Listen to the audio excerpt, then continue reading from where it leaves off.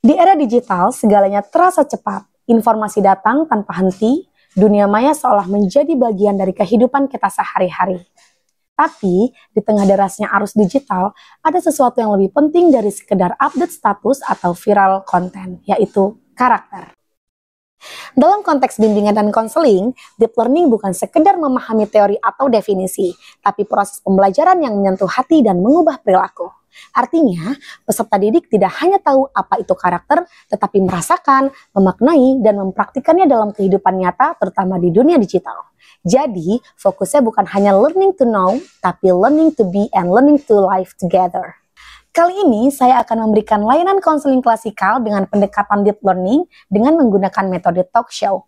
Saya Nur Rahma Aini, guru BK SMA Negeri 2 Kalenda Kabupaten Lampung Selatan, Provinsi Lampung. Selamat menyaksikan.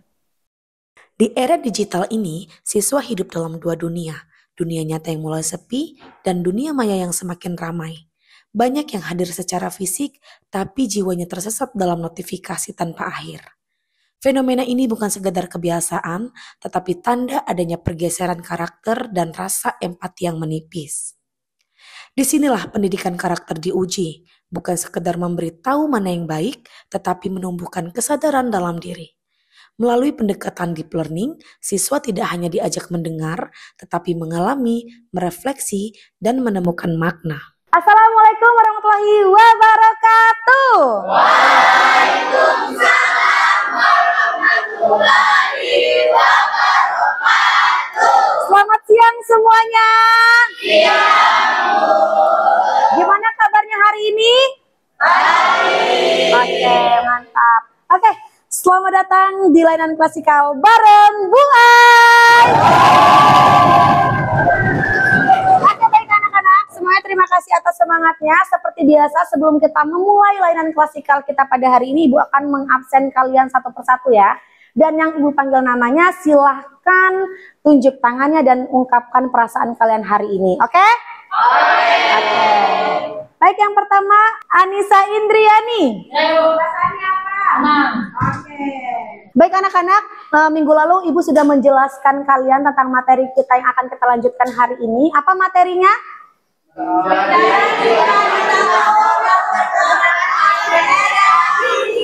Ya, benar sekali. Menjadi pribadi tangguh dan berkarakter di era digital.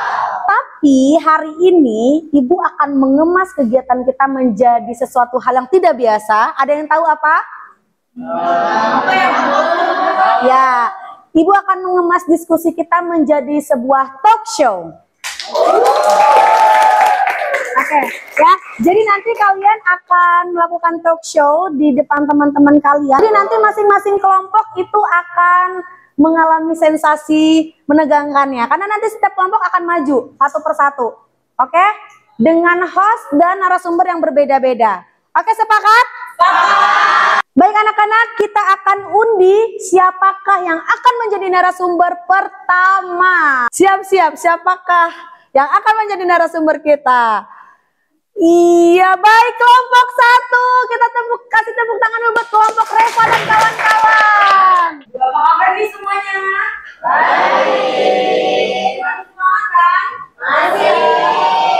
Sebelumnya ini memperkenalkan diri. Kami dari kelompok satu. Di sini kami akan membahas ataupun kami akan menayangkan talk show dari kelompok kami yang bertemakan menjadi pribadi tangguh dan berkarakter di era digital. Pertanyaan pertama, apa yang dimaksud dengan karakter? Oke, kalau saya, itu menurut dari Karta Jaya tahun 2010, itu karakter adalah ciri khas yang dimiliki oleh seseorang tentang cara dia bersikap, bertindak, dan cara dia melakukan sesuatu di lingkungan dia sendiri. Menurut pandangan saya, karakter itu adalah suatu hal yang dapat membedakan diri kita dengan orang lain. Nah, baik teman-teman, tadi kan udah dijelasin kan apa sih yang dimaksud dengan karakter. Bahwasannya karakter itu merupakan salah satu sikap yang ada di dalam diri kita sendiri. Baik teman-teman, di sini kami akan membuka sesi tanya jawab. Siapa yang ingin bertanya? Ingin bertanya, mengapa penting bagi individu untuk mengembangkan karakter baik di dunia nyata dan di dunia digital?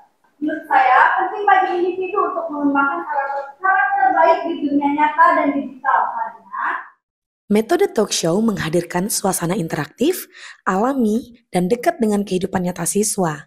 Topik seperti ketangguhan dan menjadi pribadi yang berkarakter lebih mudah dipahami jika dibahas melalui percakapan hidup antara narasumber dan pembawa acara, bukan ceramah satu arah. Salah satu inti deep learning adalah refleksi makna dan konstruksi nilai melalui interaksi sosial. Metode talk show memberikan ruang bagi siswa untuk berpikir kritis, mendengar berbagai perspektif, dan menemukan makna sendiri dari pengalaman teman-temannya.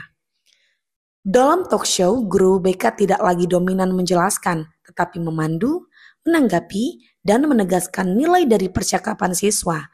Ini sesuai dengan pendekatan student-centered learning and value-based counseling. Oke baik anak-anak, gimana perasaannya hari ini setelah mengikuti talk show dari teman-teman kalian? Happy?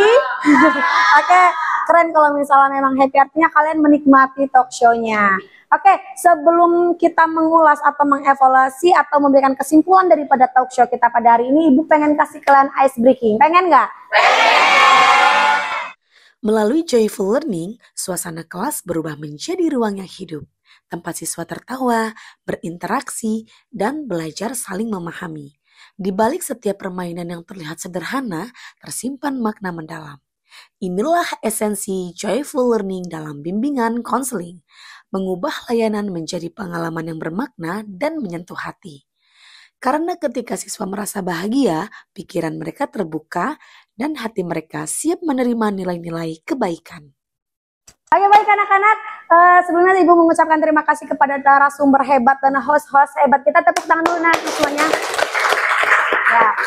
Ya, jadi anak-anak, sekarang Ibu tanya sama kalian, ketika kita berbicara karakter terpenting apa sih yang harus kita miliki? Sopan santun, baik. Karakter baik itu harus dimiliki sama siswa nggak sih? Iya. Nah, harus ya. Kalau kalian ingin menjadi sesuatu yang berharga, kalian harus bisa membentuk karakter baik mulai dari sekarang, ya. Karena kita berbicara tentang karakter, artinya karakter itu sangat penting bagi kita semuanya, nggak memandang umur sebenarnya. Oke? Di era digital ini boleh terus berkembang dan terus berubah. Tetapi karakter adalah fondasi utama dan itulah yang akan menuntun kita sampai kalian menuju masa depan kalian. Oke, sepakat semuanya? Sepakat! Baik anak-anak, menuju ke penghujung acara atau layanan kita pada hari ini, adakah di antara kalian yang ingin memberikan kesimpulan daripada talk show kita pada hari ini? Saya kok kesimpulannya, perasaan saya hari ini senang mengikuti bimbingan bersama Bu Aini. Di sini juga saya mendapatkan pelajaran bahwa pendidikan karakter itu penting untuk semua siswa, dimiliki semua siswa karena itu adalah modal kita atau sebuah acuan untuk diri kita menjadi dilihat orang lain. Oke baik anak-anak, terima kasih sebelumnya karena sudah sangat semangat dan ceria sekali mengikuti layanan konseling klasikal bareng Bu Ai. Dan sebelum Ibu akhiri, Ibu pengen kasih satu pantun boleh nggak? Terbang melayang kunang-kunang. Hingga ditangkai bunga melati. Budi baik akan dikenang. Walau badan telah mati. Jadi semangat untuk menjadi seseorang yang berkarakter baik, semangat untuk melakukan hal-hal baik dan hal-hal positif, menjadilah seseorang yang yang selalu menebarkan kebaikan-kebaikan dimanapun kalian berada. Oke anak-anak, terima kasih atas kebersamaannya. Ibu akhiri, wassalamualaikum warahmatullahi wabarakatuh. Siswa meyakini, tangguh bukan berarti tidak pernah lemah, tapi tahu bagaimana bangkit setiap kali terjatuh. Mereka belajar bahwa karakter sejati tumbuh dari pilihan-pilihan kecil, dari kejujuran, kedisiplinan, empati, dan tanggung jawab. Guru pun semakin menyadari, dari sekedar memberi nasihat, menjadi pendengar sejati. Dari hanya membimbing, menjadi teman perjalanan yang memahami. Kini, bimbingan bukan lagi tentang mengatur siswa, tapi tentang menuntun mereka menemukan makna hidupnya sendiri. Inilah transformasi yang sesungguhnya, bukan hanya perubahan perilaku, tapi perubahan cara pandang dan cara merasa. Karena sejatinya, pendidikan karakter bukan sekedar pelajaran, tapi perjalanan menuju kedewasaan. Dan perjalanan itu dimulai dari keberanian untuk berubah.